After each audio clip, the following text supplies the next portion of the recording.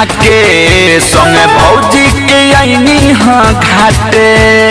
ए सखी चल ना हो अपना माथे पर दौरा उठा के संगे भौजी के आईनी हाँ घाटे।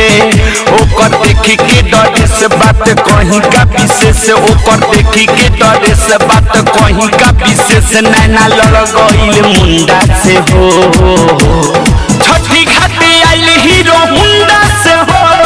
दिल मिल गइल एगो गुंडा से हो। छठी घाटे आइल हीरो हुंडा से हो। दिल मिल गइल एगो गुंडा से हो।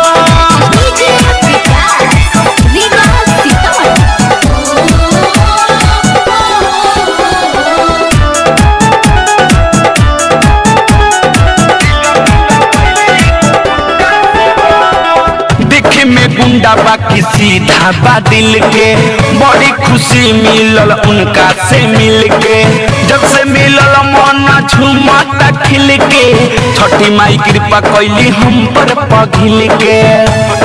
ऐसा सुना तारू देखे में गुंडा बाकी सीधा बा दिल के, बड़ी खुशी मिलल उनका से मिल के।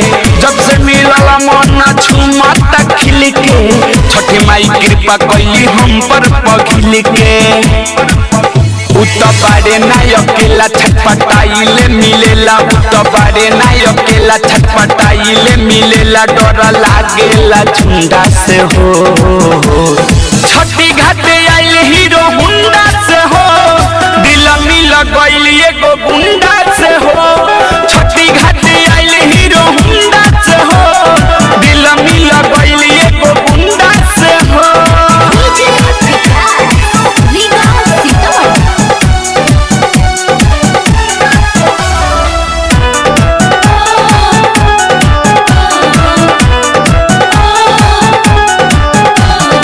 संगे सखी पूजा कैले छठी माई के, चल गइले ऊपर शादी चढ़ाई के।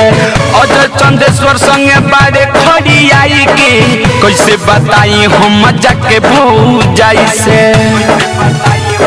ए सखी संगे सखी पूजा कैले छठी माई के, चल गइले ऊपर शादी चढ़ाई के।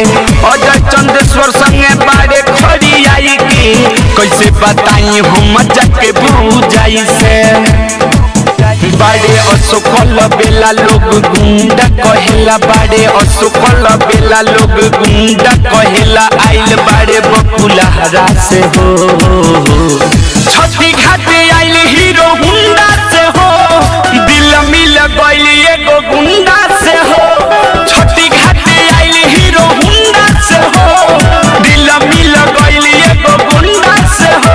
अपना माथे पर दौरा उठा के संगे भौजी की आईनी हाँ घाटे। ओकर देखी के डरे से बात कहीं का विशेष, ओकर देखी के डरे से बात कहीं का विशेष। नैना लड़ गइल मुंडा से हो। छठी घाटे आइल हीरो हुंडा से हो। दिल मिल गइल एगो गुंडा